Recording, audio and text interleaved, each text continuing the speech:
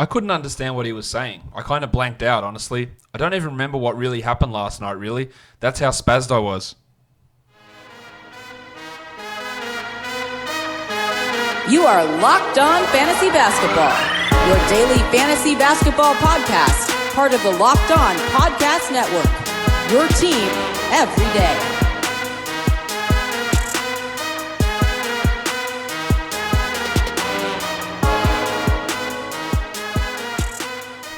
Hello and welcome to the Locked On Fantasy Basketball podcast brought to you by Basketball Monster. My name is Josh Lloyd and I am the lead fantasy analyst at basketballmonster.com and at Yahoo Sports Australia, and you can find me on Twitter as always at redrock_bball and on Instagram at Locked On Fantasy Basketball. Today we are looking back at Thursday's games. We are previewing Friday and with a big injury update as well. Michael Bolton. Let's get to it. Let's get to it indeed. Now, only going to be recapping the first three games from Thursday. I have to leave and travel about 3.5 hours away. My son is playing in his very first tennis tournament out on the border between Victoria and New South Wales. Hopefully no bushfires out there. It is over 40 degrees Celsius out in that area, so hopefully we're all good on the fire front as we head out there, but I've got to leave out there and leave a bit earlier, so we're not going to be covering the last game on today's show. I will have a recap for it written up on basketballmonster.com that you can check out. Let's have a look at these games now from Thursday. The first one of these, an overtime victory from the Cleveland Cavaliers, 115-112 over Detroit. Tristan Thompson, massive, 45 minutes from Tomo, 35 and 14 with 3 blocks, 75% shooting. There is so much about this game that is unrealistic. Let's start with 75% shooting. Let's start with 25% usage, 35 points, 3 blocks, 83% from the line. It's great. It's absolutely fantastic from Thompson, and it has no chance of being a regular occurrence. He started out the season really hot and then fell back to being the same guy he's always been, a guy that doesn't block shots, low usage, and is a rebound streamer, and I think that's how you should be viewing him moving forward. I wouldn't look at this and go, Thompson an ad? Maybe he's a short-term ad if you really need the big man numbers, but this is the real outlier in what he's been doing for the last 2 months or so after that really hot start to the season. I am really into adding Darius Garland, though. 20 points in 41 minutes, 7 assists. I've said it all along. At some point, he will have 12-team value this season. That point is now. Add him. Let's figure it out later. Well, the Padawan Colin Sexton, it was looking like very much like a standard Colin Sexton line, but in overtime, he actually got peripherals. 19 points, 6 rebounds, 2 steals, and 2 blocks. Don't think that this is the new norm either, but it's good to see those numbers come in. While Kevin Love had 17 and 9, also got a lot of his work done in overtime. Alfonso McKinney, the Cavs waived him. They brought him back on a 10-day, and he was in here playing 14 minutes with no Dante Exum.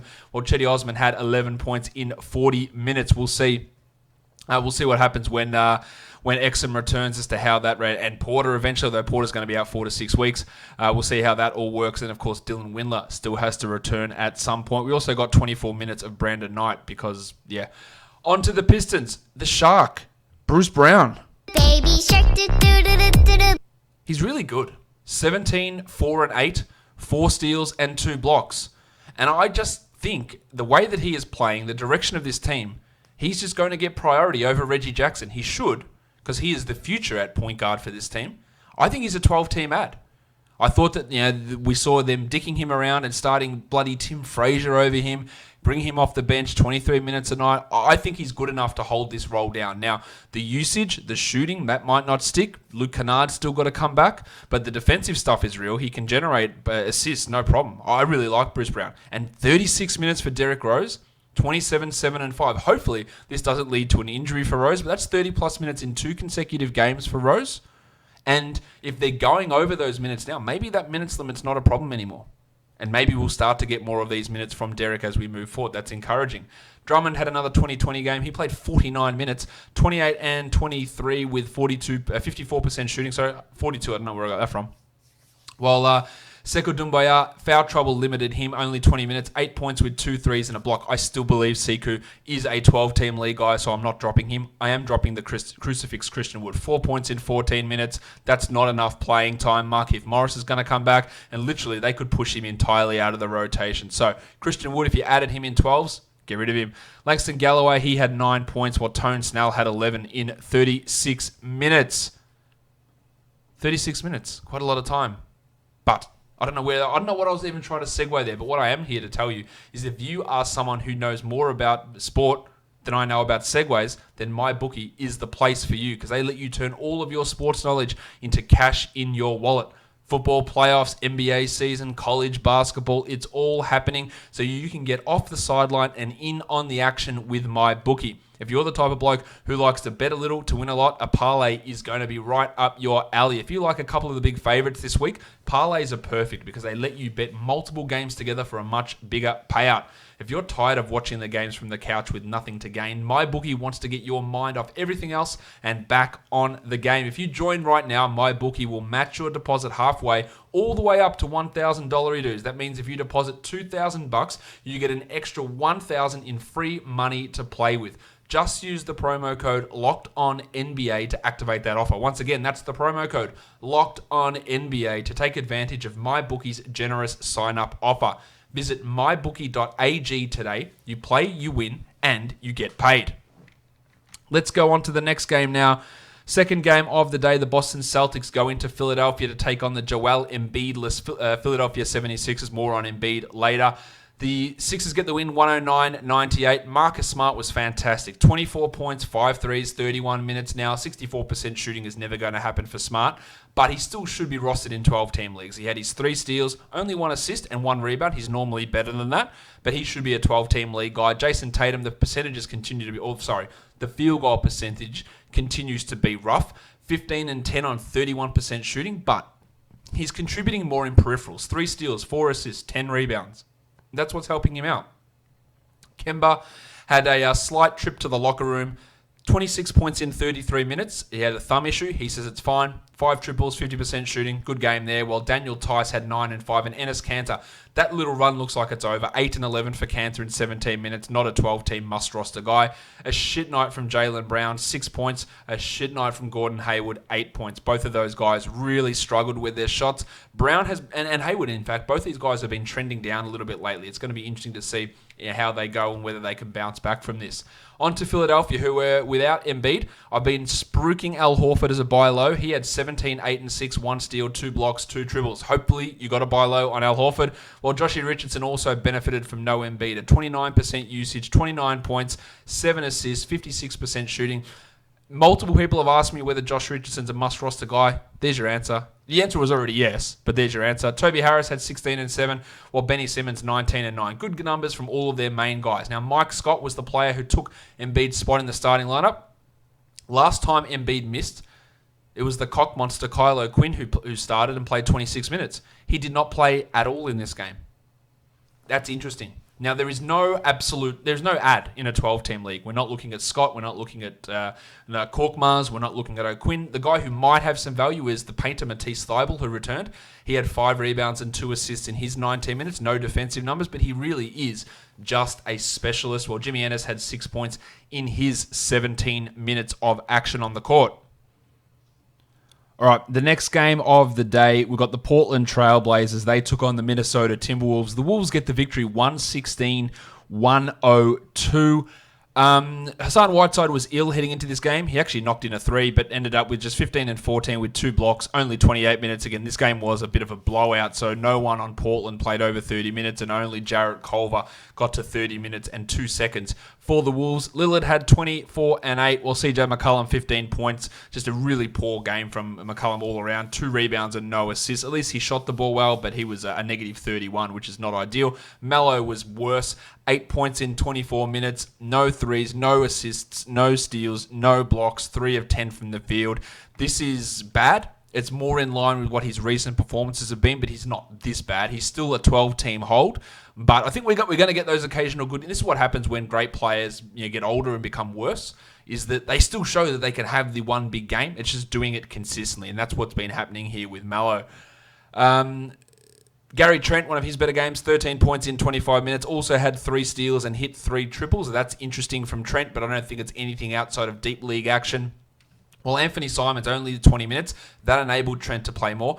Simons did have to go to the locker room and he never returned. For the Wolves, still no Karl Anthony Towns, just no updates on that whatsoever. Once again, Jeff Teague gets the minutes over Shabazz Napier. 12 and 6 for Teague in 25 minutes, 9 and 4 for Napier in 20. I would prefer Teague in 12-team leagues. This has been the pattern outside of like one game where Teague gets the majority of those minutes. Culver had 30 minutes again, 12 and 6 with 2 blocks. You got to watch the percentages, but I do think at this point he is a 12-team league guy. While Wiggins, good to see 23 points and 8 assists from Wiggo. That's really strong. Not what he's been doing of late. Good to see him more involved that way. And also, Josh Okogie throws in a Richie Beno.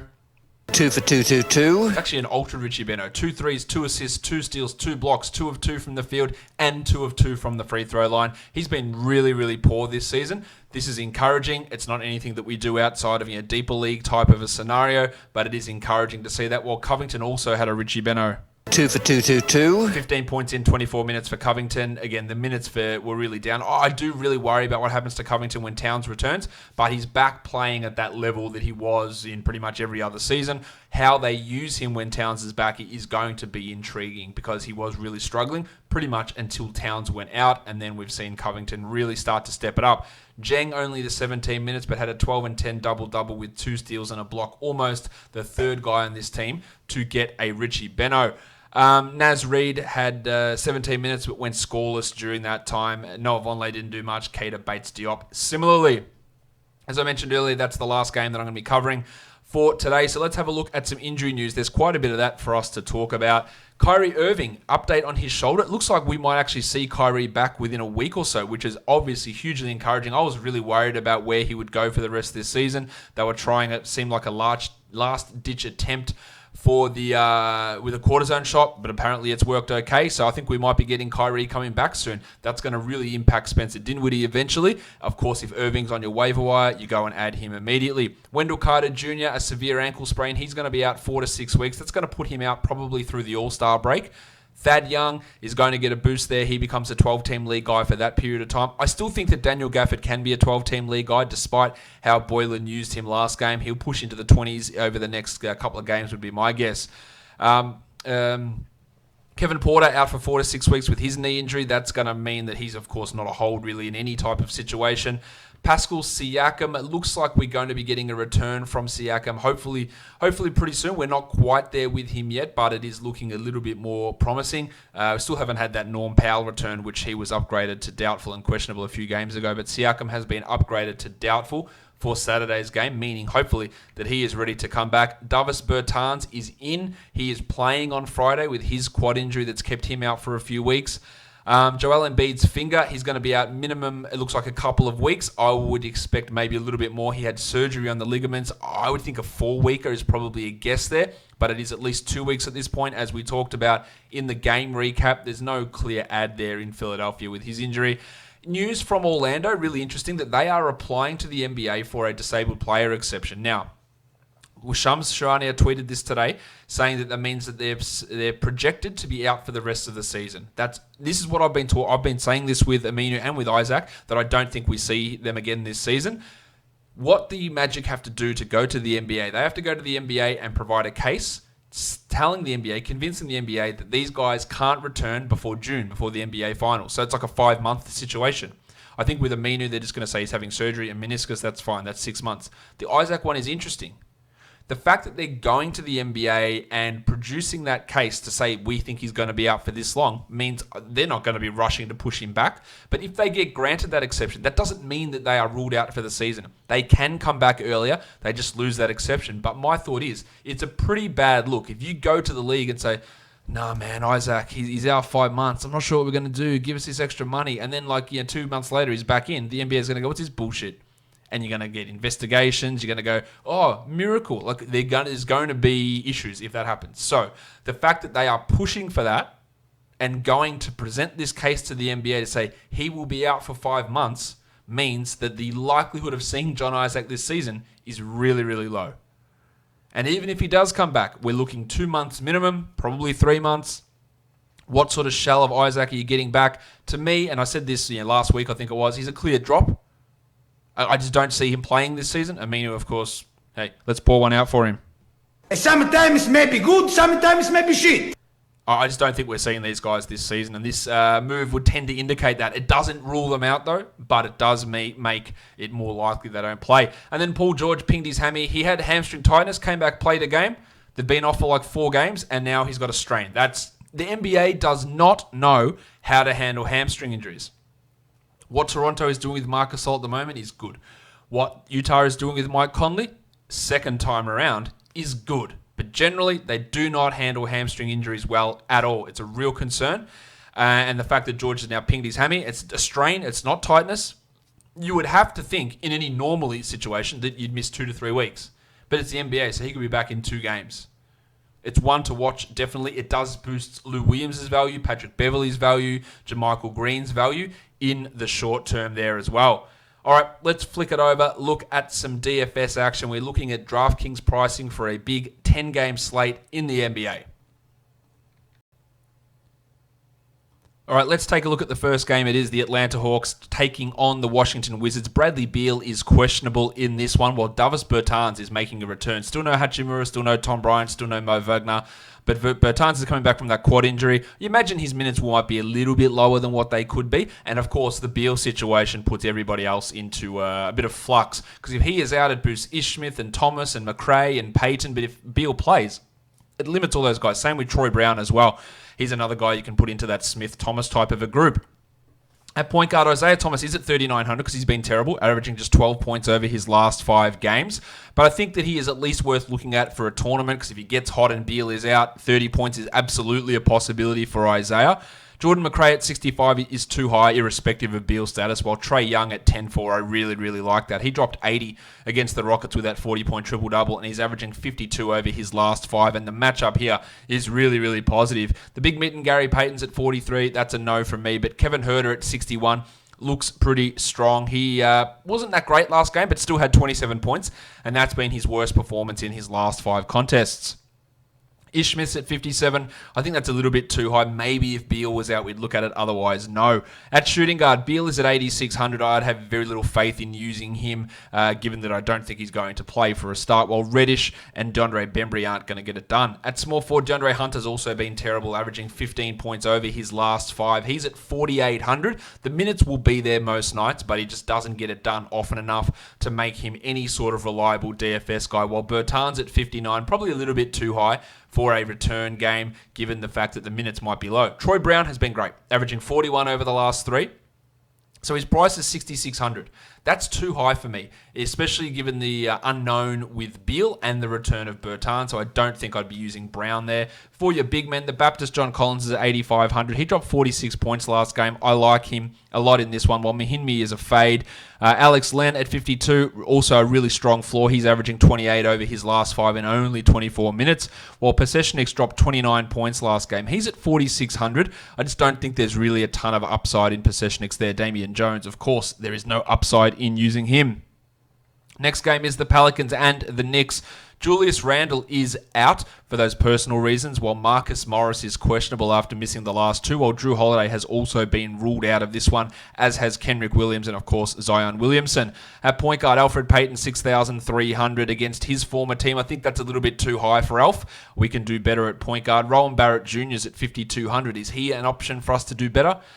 He hasn't been good, I know that much. His highest score in his last 5 is 36, which would be great value at 52. Only really as a GPP guy I'd care about him, while Lonzo Ball at 7,300 was a little bit down last game, but still dropped 30 points in 37 minutes, and those 37 minutes is probably the most indicative part there. I like Lonzo because that matchup's strong.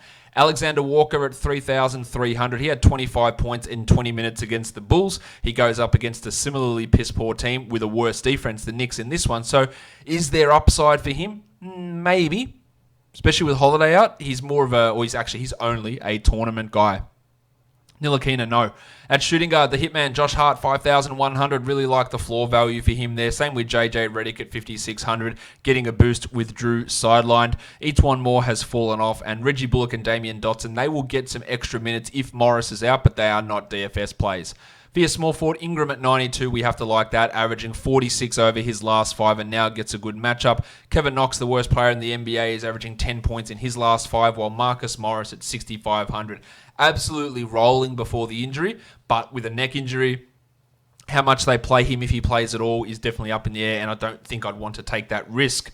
For your big men, you got Punch Bob Shitbloke, 6,400 for Bobby Portis. He dropped 41 last game without Randall. No reason that he can't get at least close to that number again, so that makes him an option for us. Favors at 69. Giggity. Probably a little bit too high. While Jackson Hayes dropped 39 points against the Bulls, I would not be relying upon him doing that again. And Mitch Robinson at 5,800, just not getting the minutes, and that is too high of a price for your mate Mitch Robinson.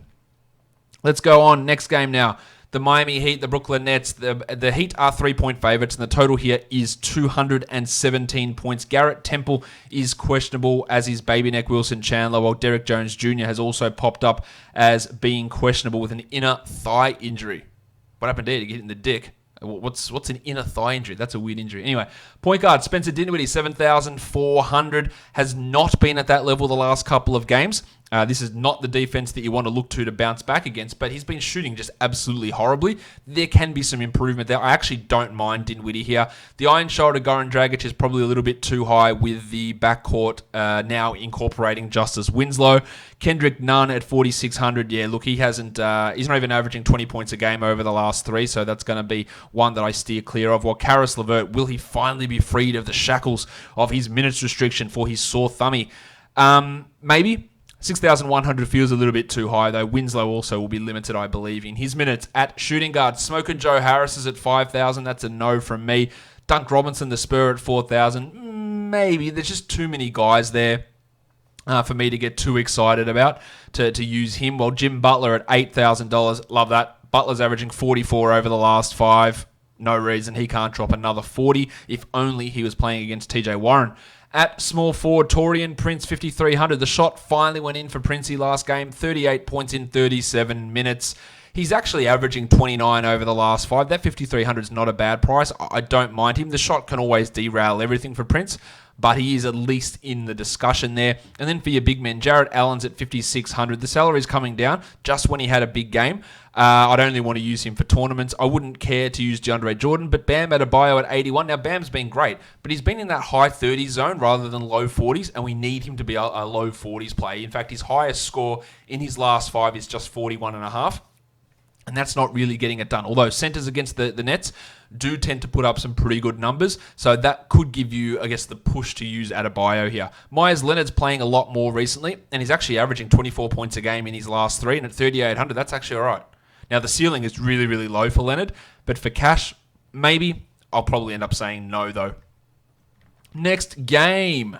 Who is it? It is the San Antonio Spurs and the Memphis Grizzlies. The Spurs, 1-point favorites on the road here. The total is 231.5. Bryn Forbes is at 3,900. He had a big game last time out. I do not trust that for a single second. While DeJounte Murray at 6,000. He's more of a $5,600 guy. I feel like the upside's low with how they use him, so I'm not keen there. While Ja Morant at 72. On a little bit of a roll at the moment. And interestingly, point guards do well against the Spurs. They aren't a negative matchup. I think that $400 price rise for Morant probably turns me off him. Tyus Jones and Derek White, D'Anthony Melton, just no faith in the minutes there. The drip Lonnie Walker is at 3,700. He dropped 27 points in 19 minutes in that game against Boston. I don't really believe in him doing that again. While DeMar DeRozan at 7,200. Now, DeRozan's rocking and rolling at the moment. He's not missing shots. He's averaging 40 a game over the last 5. But I just worry that there's going to be a game where the shot doesn't go in. 7,200 is not a bad price. I really think that DeRozan can be used, but I do have that worry that's nagging at me. Dylan Brooks also playing pretty well, averaging over 30 in his last 3, and at 5,300, that would be pretty impressive to get him in at that sort of salary. But of course, we don't trust him at all, nor do we trust Jay Crowder, the most inconsistent man in the world. He's at 5,500. He is averaging 37 over the last 3. That includes a 60-point game and an 11-point game, if that gives you any indication. The matchup's okay here for Crowder. He's not bad at 5,500. He's probably more of a tournament player, though. Rudy Gay, no thanks. Kyle Anderson, neither. At centre, Aldridge at 7,400 has been a little bit under in the last couple of games, averaging just 32 points in his last 3. This matchup's strong for him, though, so I would use him and feel pretty good about it. While Jonas Valanciunas struggled last game, but prior to that was rolling, and his last 3 against the Spurs have netted 39 on average, which is obviously really good at 6,700. How's it? Triple J, Jaren Jackson Jr., 40-point average over the last 5. He's banging in threes, he's blocking shots, and he's only at 7,100. There is always a risk, I feel like, with Jackson, but 7,100 is it's a pretty good price, and I'm okay with getting him into a lineup. Trey Lyles, not really going to do it for me. Next game, we have got the Indiana Pacers and the Chicago Bulls. Wendell Carter Jr., of course, is out. We don't know the status of Domantas Sabonis and Malcolm Brogdon. Sabonis, who was questionable last game, played 37 minutes on a knee injury, and now is questionable again. That's questionable coaching and injury management. We'll see if that means anything for the long term. If he is out, you're going to get more Doug McDermott, Jakar Sampson, Goga Bitadze, Miles Turner as well. If Brogdon's out, of course, it's Aaron Holiday, Jeremy Lamb, who all get boosted in that situation. At point guard, Satoransky only played 25 minutes last game and was pretty bad in those minutes, just 13 points. But at 5,800, that's a big price drop. I'm in on using him. Same with Levine at 8,300, who's dropping almost 50 a game over the last 3 contests. Kobe White, no. Brogdon, really tough to get excited about that. While Chris Dunn played fantastically last game, 41 points. He is at 5,500. I don't dislike Dunn there. I just don't love him. McConnell, also not someone I'm keen on. While Aaron Holiday is at 56. Hasn't really been blowing us away, averaging 25 over the last 3. All starts without Brogdon. But he can easily be a 35-point guy. Probably more of a tournament guy. But even in that salary, I think the upside is taken away. For your shooting guards, Jeremy Lamb is at 5,900. That's probably a little bit expensive. Justin Holiday, no thank you. And then at small forward, I really like Thad Young, 5,700 against his former team. Probably starts again, had 35 in 35 last game, replacing Wendell Carter. Maybe they go to the more common sense lineup and put Daniel Gafford in there, but this is Jim Boylan, so probably not. That at 57 looks like a good option. Doug McDermott does not. While Tony Warren Jr. is at 57, he was piss poor against Miami. He should be better than piss poor against Chicago. And at 5,700, I feel like he can be a 30-point performer, and that gives him good value there. For your big man, Markkanen's at 61. Did not do well last game, but he can obviously do better. 6,100 is not bad, but still probably more for tournaments, while Sabonis is all the way up at 9,100. And that's because the lowest score that Domantas has had in his last 3 games, or last 5 games, is 47. It's really bloody high. And big men go really well against the Bulls. The only thing that's worrying you here is the knee injury. So he will, if he's ready to go, I like him there. Gafford's at 51 just for tournaments. Miles Turner at 61, again, a tournament guy who does get a really significant boost if we do hear that Domas happens to be sidelined. The Cornetto, Luke Cornett, I don't think we need to care too much there. Next game, we've got the Orlando Magic, the Phoenix Suns. The Suns favored by 2 points, and the total is 217. Monty Williams has come to his senses, allegedly, and he's considering not starting the Baines 8 in front court. It was foolish at the start. It was foolish to persist with it. It's foolish if he does persist with it. Now, whether he goes back to Saric or finally bites the bullet and plays one of his better players in McCall Bridges does remain to be seen, of course. DJ Augustin is doubtful, while Aaron Gordon has popped up as questionable on the injury report for the Magic. Markelle Fultz is at 5,800. He's not scoring well in terms of real-life shooting most nights, but he's still averaging 30 points a game because he's getting more steals, he's getting more assists. I actually like him here in this matchup against Phoenix. Devin Booker at 84, love that. He's dropping 50s every night. No reason that he can't do that again. And then onto your shooting guards. Terry Ross is for GPPs. Evan Fournier at 6,100 is too high in my opinion. Where's Awundu? I don't know if they'll start him or Kem Birch again. They went back to Birch last game, so I think though if Gordon is out, you're going to get more of a Wundu and Birch. They'll probably start together in that lineup, replacing Isaac and Gordon. You've also got McCall Bridges at 4,100. Really tough to get invested in him. I didn't mention Ravishing Rick Rubio. Actually, should have mentioned him because he's at 6,900. Giggity! Of course he is. He has really been a bit down the last couple of games. This matchup is not a good one. I would fade Rubio here. At small forward, Saric at 3,100. Noted small forward Dario Saric. I think there is a chance he goes back to starting. I would not get all that interested, except that salary is real sexy. $3,100 is basically minimum salary. If he plays 20 minutes, drops 22, 23 DraftKings points, then he's beaten that number really comfortably. So he would be a name to watch. Oubre's at 7,000. I like him there. Gordon at 6,000. I don't like. And then on to your big men. You've got DeAndre Ayton at 7,800. Whether he goes back to center or not remains to be seen. He should, of course. 7,800 is maybe pushing a bit too far, but I think there's good cash value in him. While Nikola Vucevic at 8,800, really love that. His lowest score in his last 5 games was 43. So that is obviously really good performance.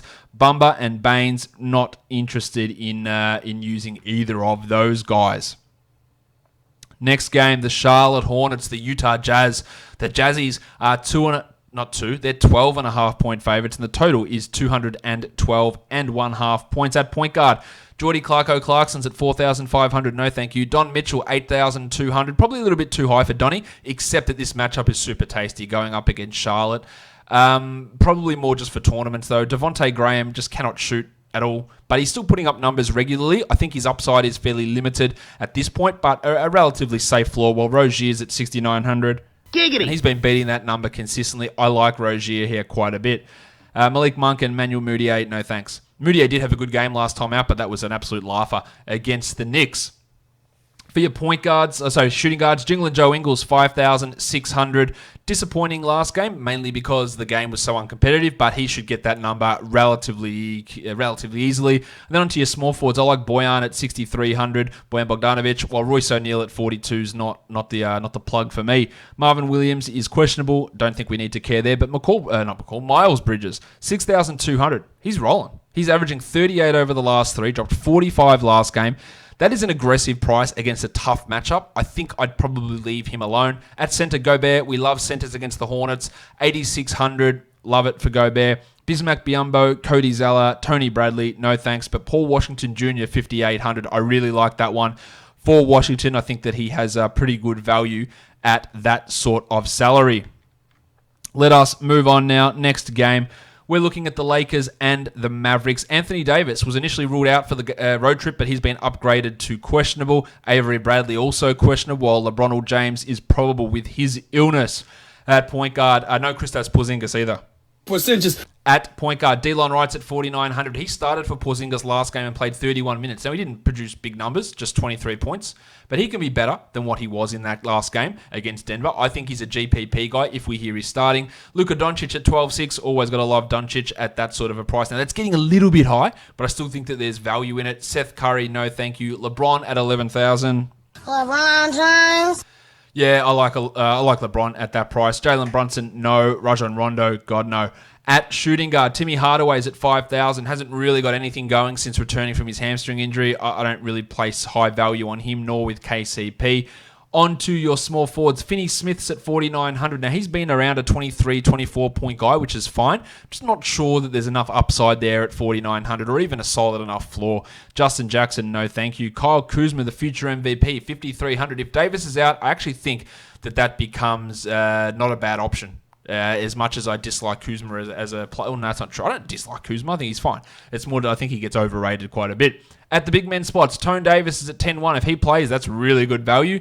Dwight Powell at 55, absolutely rolling. And with Porzingis out again, he can get you 30 points. So that's a strong-ish cash guy. Howard and McGee, they're the guys that get bumps, I believe, if Davis is out as well. Dwight's at 56, too high. JaVale's at 43. That's probably the right spot. I think JaVale at 4,300 would be a really good option to have a look at there in the situation where Davis is out. Milwaukee Bucks and Sacramento Kings. The Kings are going to be without Bogdan Bogdanovic again, Richaun Holmes again, and then we had Nemanja Bjelica and Corey Joseph appear. Reported that they were missing practice, but they are not on the injury report. Marvin Bagley is, and he is questionable, so we could have Bags returning. At point guard, De'Aaron Fox, actually, Ersan Ilyasova is out for Milwaukee too. De'Aaron Fox, 7,500, really good floor value there, while Eric Bledsoe at 63. I think that's probably just a little bit too high for Bledsoe in that situation. No mention of George Hill on the injury report, so he should be ready to go. No other point guards I think we need. Corey Joseph, no thanks. Dante DiVincenzo, the big Ragu at 5,000. That's too high for me. At shooting guard, Bud Hield's at 6,600. I'm not massively into that. I think he can be okay there. but I don't really feel all that trustworthy. Wes Matthews, no thanks. Chris Middleton at 7,000 actually comes in. I think that's a pretty good option for Chris Middleton there at that price.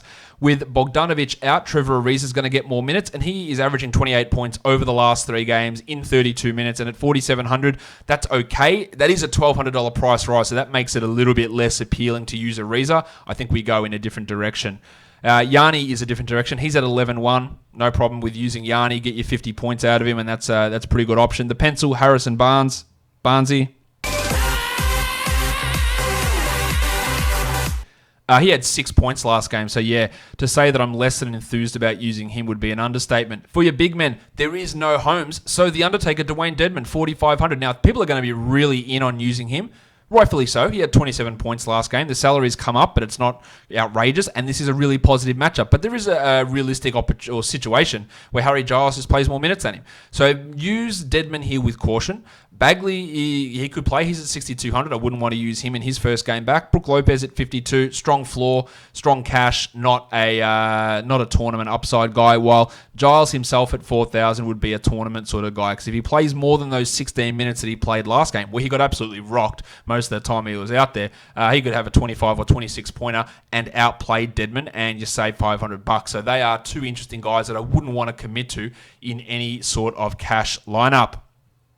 The last game of the day, the LA Clippers and the Golden State Warriors. Paul George has been ruled out with a hamstring strain. That's not good for Georgie. Patrick Beverley, a point guard here. I don't know why I just transitioned like that. Actually, let's go down to Golden State. D'Angelo Russell is questionable. Draymond Green is questionable. If Green is out, Pascal moves into that spot most likely. If Russell is out, you get more Kai Bowman, more Alec Burks in that scenario. Patrick Beverley's at $5,000. I think there's a real risk of a bit of a blowout here. I think Beverley can thrive in those scenarios. I think he's okay at $5,000. Russell at 73, if he plays, I do like that. Draymond at 57, I also think he is a pretty good option as well. That's a really cheap price for Green, who is coming off a 32-point performance. Lou Williams at 7,400 has really, really played well when one of Paul George or Kawhi is out. Paul George is out. Lou Williams here, looking at a 40-pointer. He's averaging over 40 in his last 3 games, and it's been without one of those guys in each of those 3 games, while Burks at 5,900, only really want to use him if Russell is out. For your shooting guards, Damo Lee's at 5,300. Really strong floor, really good cash option. That's really about it, though. While Landry Shamet probably starts for Paul George and probably does nothing. Glenn Robinson at 45. It's going to be a no from me. At your small forwards, the fun guy, Kawhi Leonard, is at 9,900. I'm a fun guy. I think that's too high for a game that could be a real blowout, so I'd leave him out of it. While the triangle, Eric Pascal's at 36. Value there if Draymond is out. Otherwise, no way. JaMychal Green, Mo Harkless, no thanks. For your big men, Zubats is at 4,200. I'm not interested in that. Willie Cauley-Stein at 44. Yeah, maybe. But I think we can find better centers around. Montrezl Harrell is a better center, and he's averaging 40 over the last 3. And again, with George out, more offensive responsibility goes towards him. He looks to be a pretty good play, while the Wizard Omari Spellman at 41, actually think that's not a bad option. Even last game when he wasn't that good, he still had 22 points, which at 4,100, that checks the boxes. That's exactly what you need. And with Marquise Chris out, there is an opportunity for him to continue to play or increase his minutes. If we go over to FanDuel now to have a look at some options, I like Josh Hart, I like Satoransky, Dan Gafford maybe, JaMychal Green, Aldridge, Fournier, Gobert, Larry Markkinen that is, Dinwiddie, Thad Young, Johnny Collins, and Brandon Ingram all come in as relatively strong options. Guys, that does it for this week worth of shows. Don't forget, subscribe, Apple Podcasts, Google Podcasts, Stitcher, Spotify, and on YouTube. And follow me on Twitter at redrock_bball, guys. We are done here. Thank you so much for listening, everyone. See ya.